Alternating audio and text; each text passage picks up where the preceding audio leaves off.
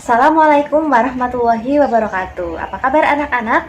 Semoga semuanya kabarnya baik dan sehat selalu. Hari ini kita akan belajar tema 1 subtema 2 muatan pelajaran IPA. Setelah di subtema 1 kemarin kita belajar tentang perkembangbiakan tumbuhan, yaitu bisa secara generatif dan bisa secara vegetatif. Nah, di subtema kali ini kita akan belajar tentang perkembangbiakan generatif pada hewan. Apakah kalian masih ingat apa itu perkembangbiakan? Perkembangbiakan adalah cara makhluk hidup untuk bertambah banyak dan untuk mempertahankan jenisnya agar tidak punah. Nah, sedangkan perkembangbiakan hewan secara generatif adalah perkembangbiakan hewan melalui perkawinan antara hewan jantan dengan hewan betina. Hewan berkembang biak dengan cara yang berbeda-beda. Apakah kalian tahu apa saja cara hewan berkembang biak? Perkembangbiakan generatif pada hewan dibagi menjadi 3, yaitu ovipar, vivipar, dan ovovivipar. Yuk kita langsung saja. Cara perkembangbiakan yang pertama adalah dengan ovipar. Apa itu ovipar? Ovipar adalah hewan yang berkembang biak dengan cara bertelur. Ciri-ciri dari hewan ini biasanya tidak memiliki daun telinga, kemudian juga tidak menyusui sehingga tidak memiliki kelenjar susu. Yuk kita lihat apa saja contoh dari hewan ovipar. Contoh dari hewan ovipar yaitu ayam, angsa, bebek, burung, ikan, belalang, katak, kura-kura, dan lain-lain. Yang kedua adalah vivipar. Vivipar adalah hewan yang berkembang biak dengan cara beranak atau melahirkan. Ciri-ciri dari hewan ini adalah biasanya memiliki daun telinga. Kemudian biasanya termasuk hewan mamalia atau hewan yang menyusui.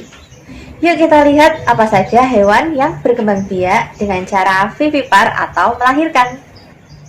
Contoh dari hewan vivipar yaitu jerapah, kambing, kuda, gajah, sapi, singa, kucing, dan lain-lain.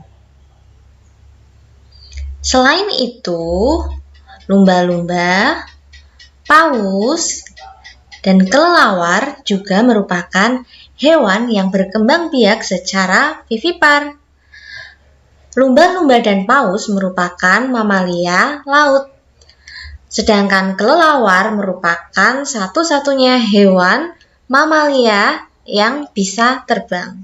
Selanjutnya yang ketiga adalah ovovivipar.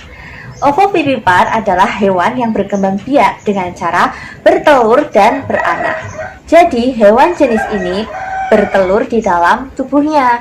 Namun telur ini menetas sebelum keluar dari tubuh induknya. Hewan yang berkembang biak dengan cara ovovivipar sekilas mirip dengan hewan yang berkembang biak dengan cara ovipar.